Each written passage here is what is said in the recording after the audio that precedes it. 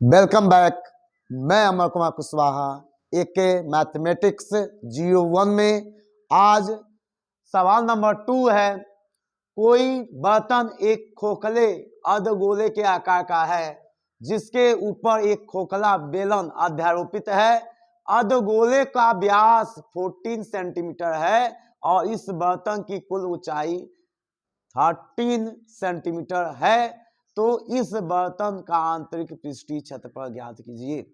तो सबसे पहले बच्चे इस फिगर का हम ड्रा कर लिए हैं ताकि टाइम कम लगे और सवाल समझेंगे। कोई बर्तन एक खोखले अर्धगोले के आकार का है, तो एक खोखला अर्धगोला आधा गोला हम बना चुके हैं, उस जिसके ऊपर एक खोखला बेलन अध्यारोपित है। इसी के ऊपर एक बेलन अध्यारोपित है, मतलब सेम टू सेम आना चाहिए, इसी के ऊपर कम या नहीं है। एक अर्धगोला है तो छोटा या और साइज में छोटा बना दे बेलन, तभी गलत हो जाएगा। अर्धगोले का व्यास, आधा गोला का व्यास दे दिया 14 सेंटीमीटर। ध्यान देंगे कितना दिया 14, तो इसकी त्रिज्या कितना हो जाएगा 7 सेंटीमीटर। हम फिगर में ही बता दे रहे हैं, फिगर में ही हम समझा दे रहे हैं। आर का मान कितना हो गया 7 सेंटीमीटर। और इस बर्तन की कुल ऊंचाई, टोटल ऊंचाई बच्चा, मतलब ऊपर से नीचे तक, यहां तक की ऊंचाई कितना दिया है, कितना दिया है 13 सेंटीमीटर है।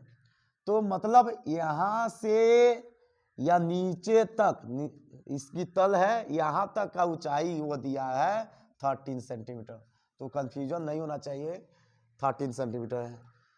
तो इस बर्तन का आंतरिक पृष्ठीय क्षेत्रफल, तो बताओ यह 13 सेंटीमीटर हो गया। ध्यान से समझेंगे बच्चे, इसमें सबसे इंपॉर्टेंट यदि है तो फिगर है। फिगर समझ में आएगा तो सवाल में कुछ रहा नहीं है, सवाल अपने आप समझ में आ जाएगा यदि फिगर समझ में आ रहा है तो इसीलिए फिगर को समझने का प्रयास करेंगे। ध्यान देंगे, जब 13 सेंटीमीटर हो गया तो हम जानते हैं बेलन का पृष्ठीय क्षेत्रफल का यूज में उसकी ऊंचाई तो आएगा, यच का मान आएगा। तो यच का मान कैसे हम ज्ञात कर सकते हैं, ध्यान देंगे। चूंकि यह अर्धगोला है आधा, तो इसका यह दिया हुआ कितना दिया है 7, तो यह भी तो 7 सेंटीमीटर होगा। तो 13 में से 7 माइनस कर देंगे तो इस बेलन का सिर्फ बेलन का ऊंचाई हमको मालूम हो जाएगा। तो 13 में से हम 7 माइनस कर देंगे, कितना हो जाएगा 13 में से 7 माइनस कर देंगे तो कितना हो जाएगा 6, और किसमें हो जाएगा सेंटीमीटर। समझ में आया, बेलन की ऊंचाई समझ में आया। गोले का हमको क्या मिल गया है, क्या मिल गया है, त्रिज्या भी मिल गया है। बेलन का हमको त्रिज्या भी मिल गया है और ऊंचाई भी मिल गया है, तो हम डायरेक्ट फार्मूला अप्लाई कर सकते हैं। तो ध्यान देंगे बच्चे, हम इसमें अलग से लिखने की हमको आवश्यकता नहीं है बच्चे, क्योंकि हम टोटल फिगर में ही बता चुके हैं, समझा दिए हैं। फिर से बता दे रहे हैं कि इसकी ऊंचाई हम 6 सेंटीमीटर कहां से प्राप्त किए हैं, टोटल ऊंचाई में से इसकी जो त्रिज्या वाला है वो माइनस किए तो 6 मिला है।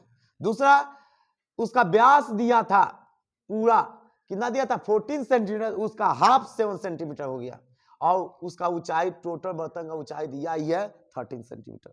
तो हम डायरेक्ट हम लिखेंगे क्या, तो अतः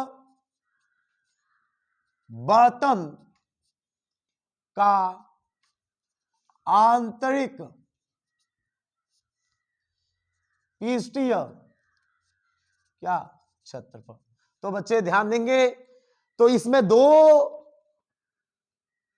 फिगर है, एक तो है अर्धगोला है, दूसरा तो है बेलन है। दोनों को एक ही में वो बर्तन ये बनाया, पूरा एक क्या है बर्तन है। तो बताएंगे, सबसे पहले हम बेलन का हमको मालूम होना चाहिए।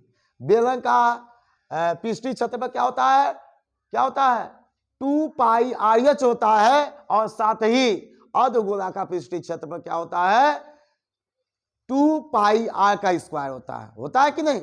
और चूंकि हमको मालूम है वृत्त का पृष्ठीय क्षेत्रफल 4 पाई R का स्क्वायर होता है, तो इसका अर्धक मतलब 2 हो जाएगा, 2 का डिवीजन कर देंगे तो लिखेंगे क्या, ध्यान देंगे बेलन का होता है 2 पाई आर एच प्लस में 2 पाई आर का स्क्वायर, क्योंकि अर्धगोले का पृष्ठीय क्षेत्रफल है, गोले का पृष्ठीय क्षेत्रफल होता है 4 पाई आर का स्क्वायर। अभी कल ही बताए थे, कोई दिक्कत है नहीं है।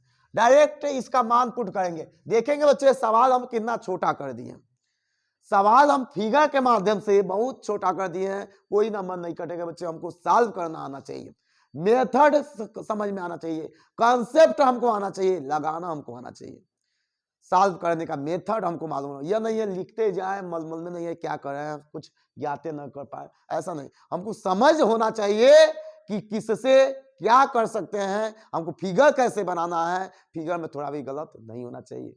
जो रेडियस है या जो उसका हाइट है या उसका जो व्यास डायमीटर है, हमको पूरा उसके बारे में हमको जानकारी होना चाहिए। हम समझाए भी हैं, पहले से बताए भी हैं, तो ध्यान देंगे। 2 पाई आर दोनों में है, कॉमन करेंगे तो और अच्छा हो जाएगा। 2 पाई आर कॉमन हो जाएगा, एच प्लस क्या बचेगा आर। कोई दिक्कत है? यहां पर 2 पाई ये भी है, 2 पाई कॉमन कर दिए।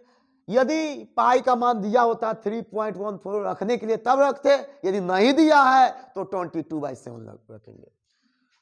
2 इंटू 22/7 और आर का मतलब कितना दिया बच्चे, अभी हम 7 और ब्रैकेट में एच का मतलब, एच किसका है, बेलन का है, पूरा हाइट नहीं है। एच किसका है, बेलन का है। कितना है 6 प्लस में आर किसका है, दोनों का है। कितना हो जाएगा 7।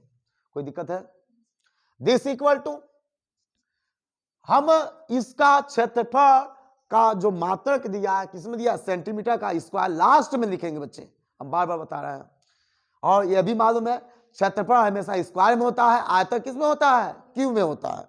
ध्यान दें 7 से 7 कट जाएगा 1 बार में, 1 बार में कितना इंटू हो जाएगा 44। और दिस इंटू ब्रैकेट जब हटाएंगे तो इंटू लिखा जाता है और आपस में प्लस कर देंगे, कितना हो जाएगा 13। और 44 में 13 का इंटू करेंगे, हमको नहीं आता है तो करना पड़ेगा बच्चे, क्योंकि गलत नहीं होना चाहिए। 3 का 4 में इंटू करेंगे कितना हो जाएगा 12 करी 1, और फिर से 3 का 4 में करेंगे 12 1 13, 4 हो जाएगा, फिर से 4 हो जाएगा, प्लस कर लेंगे 2 7 और 5 कितना हो जाएगा 6, यानी हो जाएगा दिस इक्वल टू 672। और किसमें,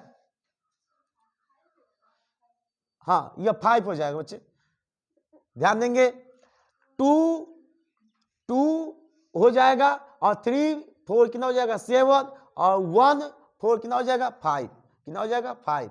तो यहां पर हम लिख लेंगे 572 और किसमें है बच्चे, सेंटीमीटर में, तो क्षेत्रफल किसमें होता है, सेंटीमीटर का स्क्वायर में। This is right answer. I hope सभी बच्चों को यह सवाल समझ में आया होगा। और बच्चे इसी प्रकार का कोई भी सवाल दे तो आसानी से सॉल्व कर सकते हैं। तो कभी भी हमको कंसेप्ट अपनाने की आवश्यकता होती है, बार बार बता रहे हैं, बार बार समझा रहे हैं, क्योंकि कंसेप्ट और सवाल को पढ़ने पर उसके पूरे बारे में हमको समझ में आ जाए कि कैसे स्टेप हम करेंगे, तब जाकर हमको बेहतर ढंग से सवाल समझ में आ पाएगा और उसका सॉल्यूशन हम कर सकते हैं।